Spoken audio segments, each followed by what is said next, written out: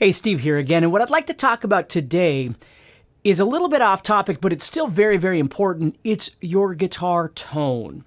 When it comes to playing various different styles of music, certainly the blues is an incredible topic to talk about for this. You need to think a little bit about your guitar tone. You know, what I find with teaching a lot and talking to people is that they have a tendency, because our brains are wired to think about what we're practicing and all those sorts of things, you know, scales and licks and all these different things, we forget to think about the tones that are actually being created by our gear and certainly our fingers, right? Now, this conversation is going to have to do more with gear and less about fingers, because that's a little bit harder topic to discuss. But let's just talk about gear for a little bit. Now, right now I'm using a Paul Reed Smith here, okay? And I'm using what we call a VST, which is a plugin for a computer. And right now what I'm using is a thing called Bias Effects, B-I-A-S, Bias Effects. And it's made by a company called Positive Grid. Now, I'm not trying to sell you the product. I'm just telling you what I'm using so you can kind of get an idea of where my sound is coming from. So if I was to play with my volume, my tone, and all the way up, and then my pickup, my toggle switch, okay, I've got it all the way down in this position for this pickup. So it's got a bit of grit.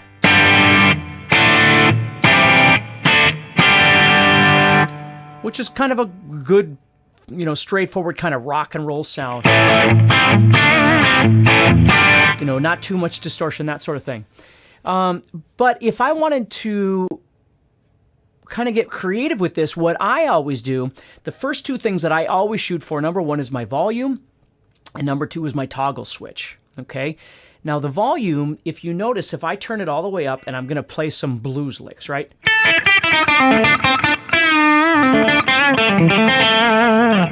That's a pretty typical tone for me. I actually really like the sound of that.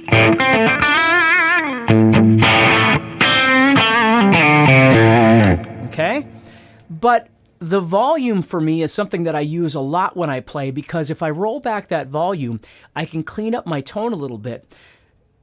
Because what I want you to think about, there's two things that are going to happen here. Number one is the way I adjust my settings to get a different kind of sound. There's all kinds of things we're going to talk about today. And the second thing is the way I approach my dynamics when I play. So right now my volume is all the way up. I'm on the again the neck or the bridge pickup all the way down, getting maximum flow through the guitar into my computer. So let's just talk about dynamics first before we even move into talking about the volume. So volume's all the way up. But what I have to remember is when I play, I can do things like this.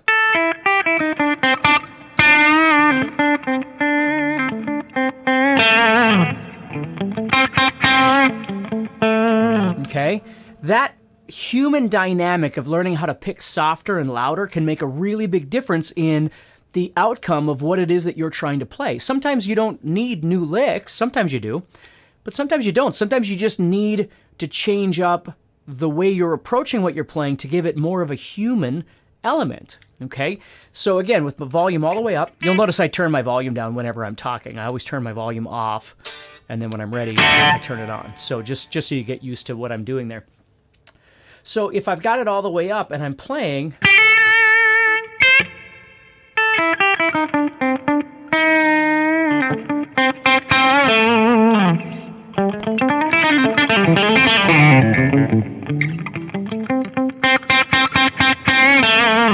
okay, so the amp that you have, the setting that you have it on, the guitar that you have, all these things are going to make a difference in the way the guitar actually sounds overall. But I'll give you a couple little hints to think about.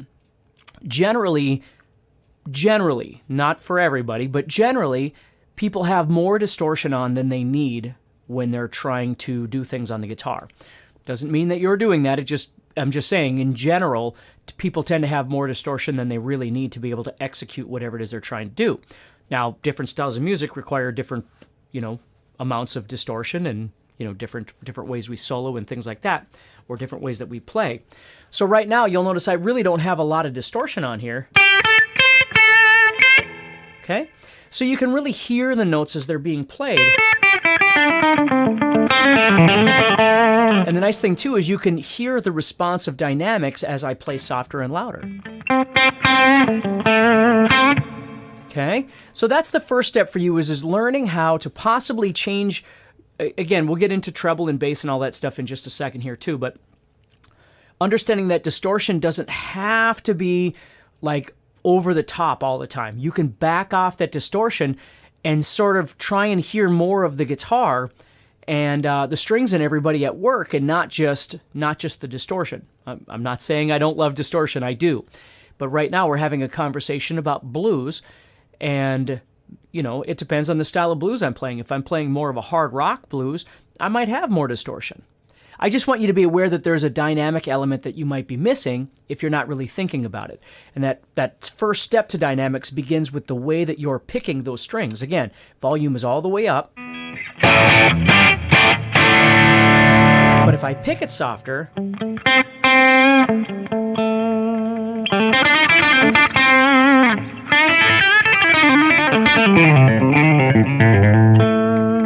I get a different kind of sound. Now, the second step to this is rolling the volume back a little bit, rolling it off a little bit. So instead of going all the way up, I tend to drop it back.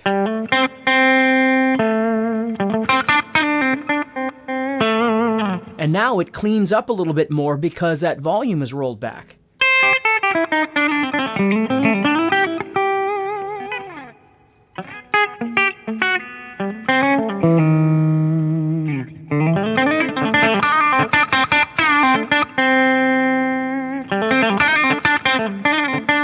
So you can still hear the dynamics,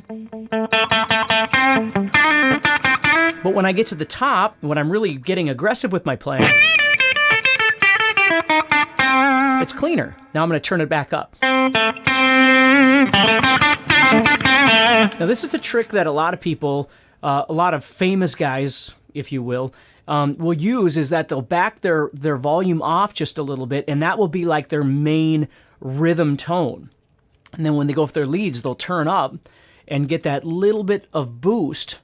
And then when they're done soloing, then they'll back off their volume a little bit. Now, it's more of a feel thing than anything. Like, I don't look down and go, I'm on, you know, oh, there's 4. Whoop, I gotta get 4. I don't do that. I just feel the distance. So, and I use my ear. So if I'm all the way up, if I want less, I just drop it back a little bit more. If I want a little bit more, I bring it up a little bit. So I'm going by how it sounds through the amplifier as I'm playing, or through the speakers or whatever it is you're using. Okay? But there's already a big variety of different sounds that I can get by playing dynamically, playing harder or softer in different places, and adjusting my volume just a little bit, backing it off a little bit, to get some cool sounds.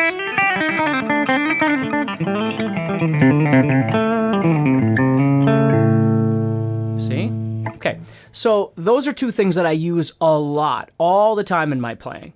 The second thing is the toggle switch, which changes the pickups and the configuration of what's on and what's off. Now again, all guitars are different, the way that they're set up. Some guitars have 2 pickups, some only have 1, some have 3. And again, your guitar, you need to figure out what it is in terms of the sounds that you get from your guitar. But if I just take this one right now and I'm going to use this position, which is the bridge position, and then I'm just going to show you one other position. I'm just going to pop it up 1, okay? So it moves into a bit of a single coil kind of sound, and you'll notice the difference. So here's this one. Here's this one. Just so you can hear the difference. So all of a sudden it gets quite thin when I move into that second position, okay? Instead of being all the way down, I popped it up 1, up just one spot. So again, I'm here, it's all the way down, it's the bridge position, and I'm just going up 1 from there. So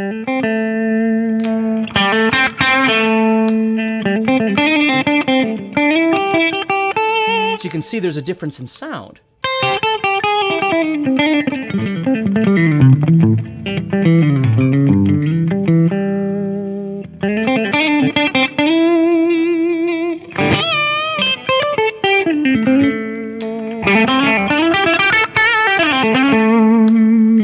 Okay, so if I was playing over something that started off really, kind of mellow, I might be in that second position.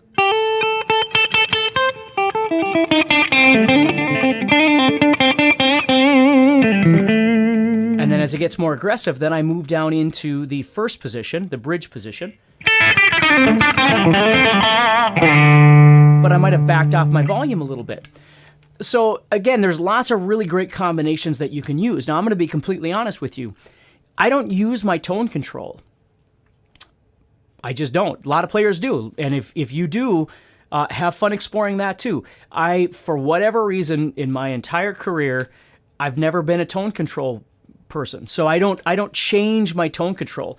On this guitar in particular, the tone control is way back here anyway. And maybe that's why when I was younger, I just never really used it. But the tone control never became a big part of my playing where, I've heard like Jeff Beck and some of those players use a lot of their tone control, and I think that's wonderful. It's just I never have. So all of my sound is coming from the varieties of things that I can do with my volume and then my pickup switches, changing where my pickup switch is, and the way that I'm approaching the dynamics that I'm playing, you see? So if I'm playing something that's more aggressive to begin with,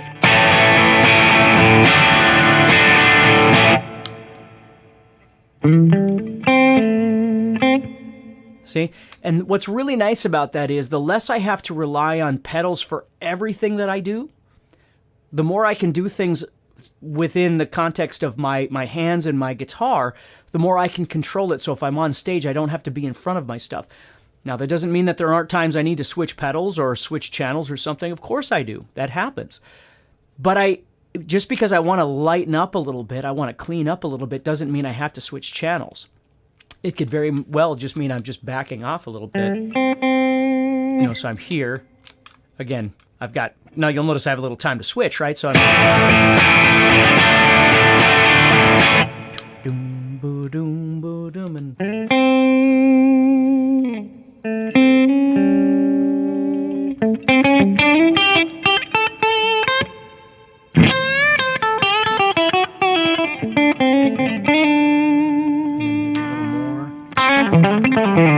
so you'll notice right there I switched to, again, I know you can't see it very well, but I switched down to my bridge pickup, and then I backed off my volume just a little bit. Okay. And now I get a completely different kind of sound. So these are things that I want you to really start thinking about. You don't need to go crazy with this. You don't need to do 50 different things. Maybe step one is you just take a look at your amp and go, what kind of music am I playing and what kind of sound am I trying to portray here? Is my distortion set appropriately for what it is I'm trying to do, or is it just set where it always is because I never think about changing it? Maybe that's a good place to start, right? And the second step is again, I don't want to go into a great detail on bass and middle and treble, but for the most part, guitar players don't need an incredible amount of bass. The bass response isn't really the biggest thing that a guitar player needs, because if you're playing with other musicians, you got a bass player and drummer who's got a kick drum and toms and all these things. The bass isn't the most important part. Doesn't mean it's not important. It doesn't mean that you want to roll it all the way off. Every amp is different. Marshalls tend to have less boomy bass, where if you're playing something like an Orange or a Mesa Boogie or something like that, the bass is quite a bit more responsive on those. So every amp is different. I'm just saying in general, guitar players don't need the bass turned all the way up. That isn't really the frequency that we're looking for. What we need are mid-range frequencies. Again, if we roll the mid-range all the way off, it tends to make our sound very distant.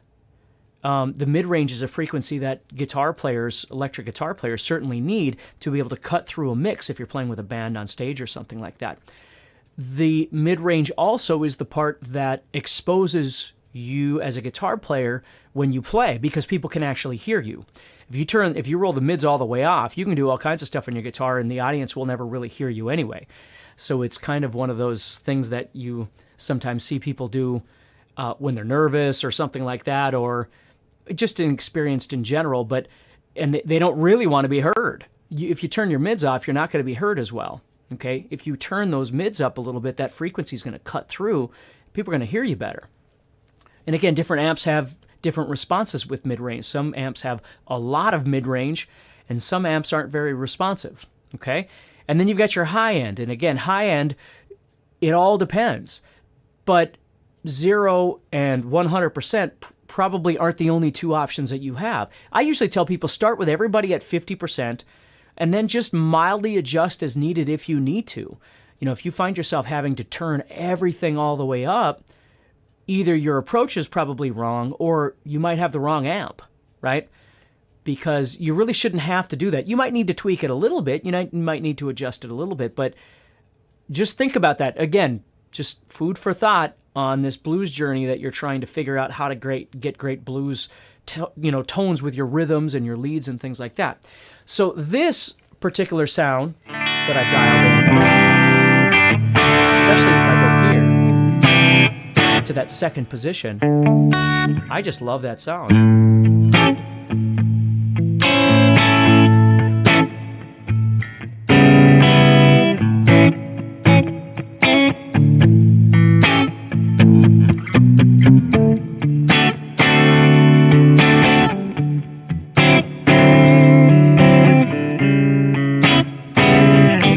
I just really like it. And then when I need my leads, maybe I turn my volume up all the way. Or if I haven't been soloing and now here I come, maybe I have that volume all the way up and I have that toggle switch all the way down, the pickup selector all the way to the bridge pickup.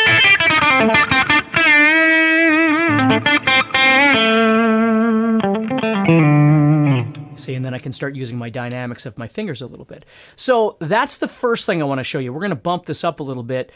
So if that kind of makes sense, mess around a little bit, and then when you're ready, come on back. Okay, so let's continue. So now what I've got is a little bit different sound.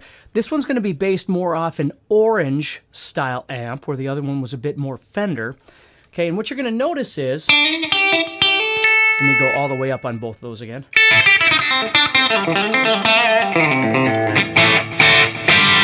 It's a different kind of sound. It's a different kind of tone, and I really like this one. It's a bit, the way I've got it set right now, there's a little more high end. The mid-range is a little more aggressive. And I just love it for cutting through. And again, I'm going to do all the same things I did on the last one.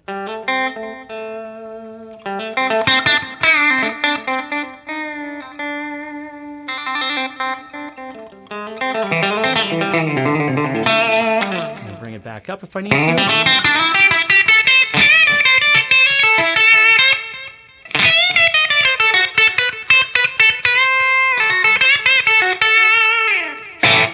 See?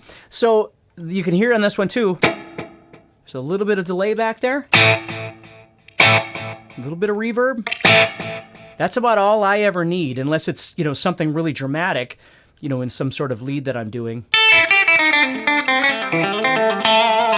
The way I always think about delay and reverb, for the most part, again, there are specified times when I'll have more or I'll have none, but for the most part, what I like about it is that I like to set it so it's not intrusive.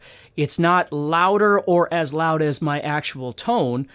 So when I'm playing, what you hear most are the notes. Okay, when I stop playing, you hear a little subtle, and usually I only like about 3 of them. 2 or 3, somewhere around there. And it's gone. So it just wettens things up a little bit, but it doesn't get in the way. In this one, this particular sound that I've got right now, the reverb is quite low. It's in there. There's a little delay, and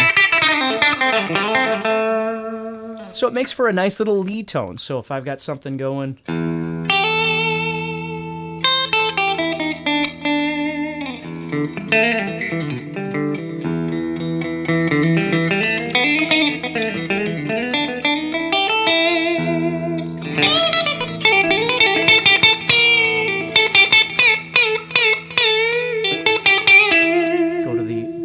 position. Again, I'm down all the way. Now I get more.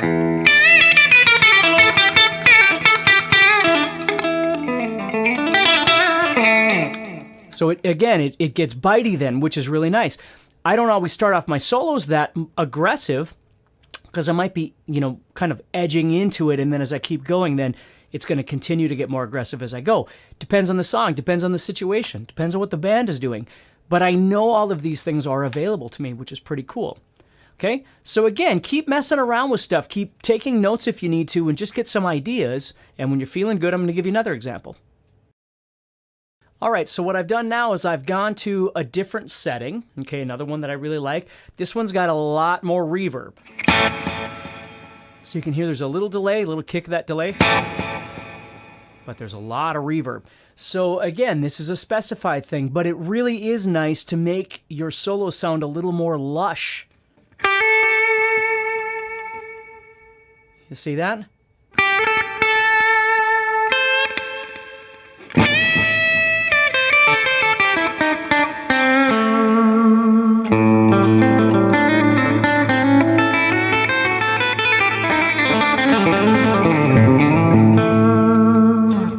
So I would certainly use something like this. Again, I don't always use this much reverb, but I like the sound. It sounds really nice. See? So the cool thing about effects are if you learn that if you can hone in the power of an effect, whether it's delay or reverb or chorus or whatever it might be. So in the general sense, so it's not overpowering your tone, it's adding a new element to what it is that you're doing that makes you think different and it makes you feel different. You know, with this much reverb, the nice thing is that I can stay a little more spacious with my playing and don't feel like I have to fill so much space because the reverb is filling that space. So it tends to slow me down a little bit. It makes me think more melodically because I don't have to fill the space. Like when there's no reverb or no delay, when I stop playing, there's nothing. It's just, there's nothing there. But now if I play something,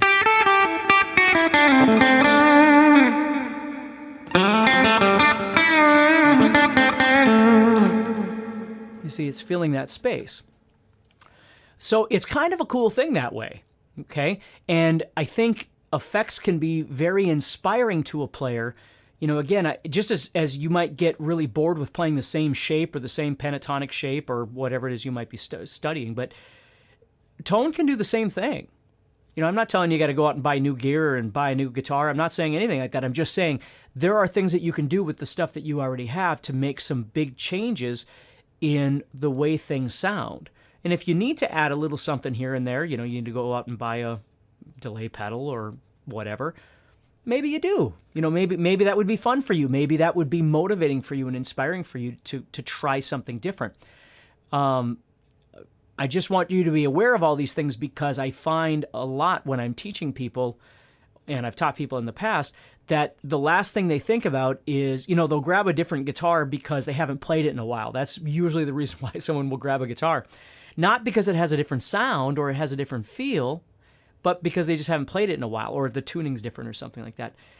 And then the amp is even worse. Like usually, you know, it's not, most people don't have 30 amps laying around. So you only got one amp or, you know, maybe two or something like that, which is what's nice about, you know, computer plugins is there's all kinds of different cool stuff that you can do and it's all built in. But even if you just had the amp, there's still a lot of stuff that you can do to tweak it a little bit to change the sounds of it and then understand that the primary change is going to come from here. The amp is set so, you know, when you hit your maximum on this guitar, that's the sound you're going to get out of the amp. If you back off on here, you're going to get less of whatever that is. You're going to get less volume, less distortion, less whatever it might be, less aggression possibly. As you back off your volume, back off your picking, you know, change your pickup selector switch or toggle switch, whatever you want to call it. All those things are going to make a big difference in your playing. So it's worth thinking about a little bit. So what I'd like you to focus on is really becoming aware of that area of guitar playing. If you don't really think about it very often, because it can be, like if you were a songwriter, and this goes into a whole other topic of conversation, but different sounds and different effects and things can get your brain on a completely different wavelength, where if you just plug in and you have the exact same sound every day, it's hard to really get creative with that because it always puts you in the same realm. It puts you in the same space. So it's worth thinking about it a little bit and see what you can do with it. Remember, don't use settings, effects, all those sorts of things to try and hide instead use them to enhance whatever it is that you're trying to do. You know, I have some friends that get really big on effects and they use a lot of effects. And sometimes there's a great place for that. Like if you're writing a particular song and it's got a different particular effect or a delay thing or a flange thing or a chorus thing, again, it puts you in this cool space. And when you play that, it's, you know, we kind of, it reminds us of that song, you see? So there's lots of different ways that you can use it. I'm going to stop talking here. I want you to work on this a little bit and see what you can come up with. And if you do come up with something, post it. Post a video of the tone that you've been exploring and let me hear it. I'd love to hear it. So take care and practice hard.